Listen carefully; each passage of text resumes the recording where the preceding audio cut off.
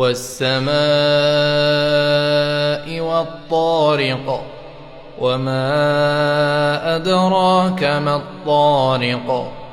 النجم الثاقب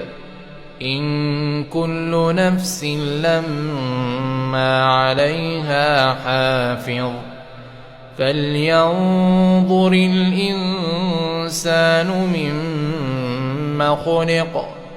خلق من ماء دافق يخرج من بين الصلب والترائب إنه على رجعه لقادر